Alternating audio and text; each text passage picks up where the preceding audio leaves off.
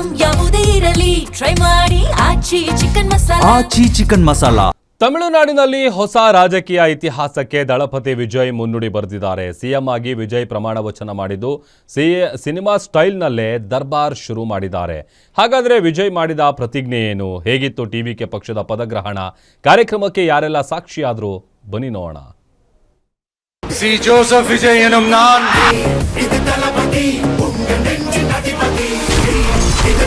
ತಮಿಳುನಾಡು ರಾಜಕೀಯದಲ್ಲಿ ದಳಪತಿ ಯುಗಾರಂಭ.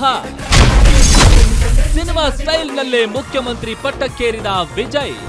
C Joseph Vijay ಅವರುಗಳು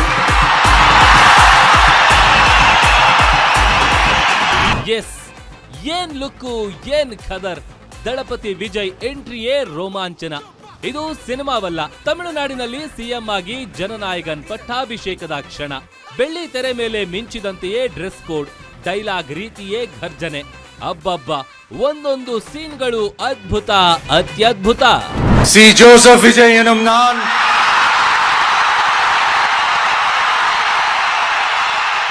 சட்டப்படி அமைக்கப்பெற்ற இந்திய அரசியல் அமைப்பின்பால் உண்மையான நம்பிக்கையும் மாறா பற்றும் கொண்டிருப்பேன் என்றும் இந்திய நாட்டின் ಒಪ್ಪಿಲ್ಲದ. ಭಾರತದಲ್ಲಿ ರಾಜಕಾರಣಿಗಳೆಂದರೆ ಬಿಳಿ ಬಟ್ಟೆ ಧರಿಸ್ತಾರೆ. ಅದರಲ್ಲೂ ದಕ್ಷಿಣ ಭಾರತದಲ್ಲಿ ಬಿಳಿ ಶರ್ಟು, ಪಂಚೆ ಉಡುವುದು ತೀರಾ ಸಾಮಾನ್ಯ. ಆದ್ರೆ ವಿಜಯ್ ಇಂದು ಕಪ್ಪು ಬಣ್ಣದ ಸೂಟು ಧರಿಸಿ ಪ್ರಮಾಣ ವಚನ ಸ್ವೀಕಾರ ಮಾಡಿದ್ದಾರೆ. ಡ್ರೆಸ್ ಕೋಡ್ ಮೂಲಕ ತಾವು ಸಾಂಪ್ರದಾಯವಾದಿ ರಾಜಕಾರಣಿ ಅಲ್ಲ ಎಂಬ ಸಂದೇಶವನ್ನು ರವಾನಿಸಿದ್ದಾರೆ. ತಮಿಳುನಾಡು அரசின் முதலமைச்சராக உண்மையாகவும் உளச்சான்றின்படியும் என் கடமைகளை நிறைவேற்றுவேன் என்றும் அரசியல் அமைப்பிற்கும் சட்டத்திற்கும் ಇಣಂಗ. ಚುನಾವಣಾ ಫಲಿತಾಂಶದ ಬಳಿಕ ಹಲವು ಅಡೆತಡೆಗಳನ್ನು ಎದುರಿಸಿದ ವಿಜಯ್ ಕೊನೆಗೂ ಕಾಂಗ್ರೆಸ್, ಸಿಪಿಐ, ಸಿಪಿಐಎಂ, ಬಿಸಿಕೆ, ಐಯುಎಂಎಲ್ ಪಕ್ಷಗಳ ಬೆಂಬಲದೊಂದಿಗೆ ಇಂದು ಪ್ರಮಾಣ ವಚನ ಸ್ವೀಕಾರ ಮಾಡಿದ್ದಾರೆ. ಕಳೆದ 60 ವರ್ಷಗಳಿಂದಲೂ ಡಿಎಂಕೆ, ಎಐಎಡಿಎಂಕೆ ಹೊರತಾಗಿ ಇನ್ಯಾವ ಪಕ್ಷದವರು ತಮಿಳುನಾಡಿನಲ್ಲಿ ಮುಖ್ಯಮಂತ್ರಿಯಾಗಿರಲಿಲ್ಲ. ಇದೀಗ ಆ 60 ವರ್ಷದ ದಾಖಲೆಯನ್ನ ಮುರಿದು ಹೊಸ ಇತಿಹಾಸವನ್ನೇ ಸೃಷ್ಟಿಸಿದ್ದಾರೆ.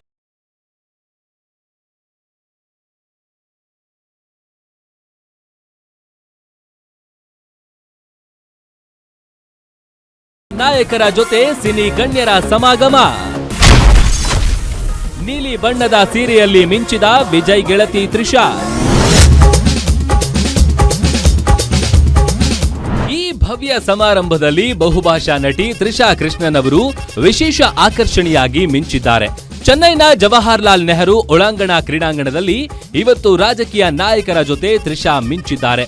ಸಾಂಪ್ರದಾಯಿಕ ನೀಲಿ ಬಣ್ಣದ ಕಾಂಚೀವರಂ ರೇಷ್ಮೆ ಸೀರೆಯಲ್ಲಿ ಕಂಗೊಳಿಸುವ ಮೂಲಕ ಎಲ್ಲರ ಗಮನ ಸೆಳೆದಿದ್ದಾರೆ.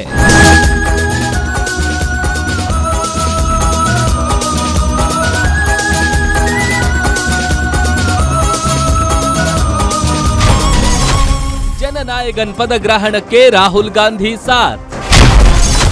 ಪ್ರಧಾನಿಯಿಂದಲೂ ಅಭಿನಂದನೆ, ಕೇಂದ್ರ ನಿಮ್ಮೊಂದಿಗಿದೆ ಎಂದ ನಮೋ.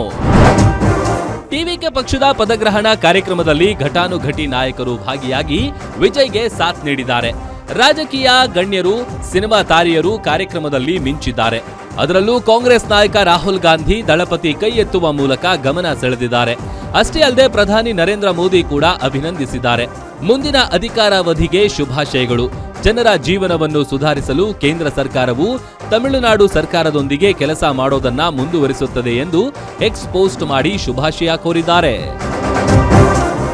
ಒಟ್ಟಾರೆ ಚೊಚ್ಚಲ ಚುನಾವಣೆಯಲ್ಲಿ ಅದ್ಭುತ ಯಶಸ್ಸಿನ ನಂತರ ಟಿವಿಕೆ ಮುಖ್ಯಸ್ಥ ವಿಜಯ್ ಇಂದು ಮುಖ್ಯಮಂತ್ರಿಯಾಗಿ ಪ್ರಮಾಣ ವಚನ ಸ್ವೀಕರಿಸಿದ್ದಾರೆ. ದಳಪತಿ ಯುಗ ಆರಂಭವಾಗಿದ್ದು ತಮಿಳುನಾಡು ರಾಜಕೀಯದಲ್ಲಿನ ಸವಾಲುಗಳನ್ನ ಎದುರಿಸಿ ಯಾವ ರೀತಿ ಸರ್ಕಾರ ನಡೆಸುತ್ತಾರೆ ಅನ್ನೋದನ್ನ ನೋಡಬೇಕಿದೆ. News desk, guarantee news.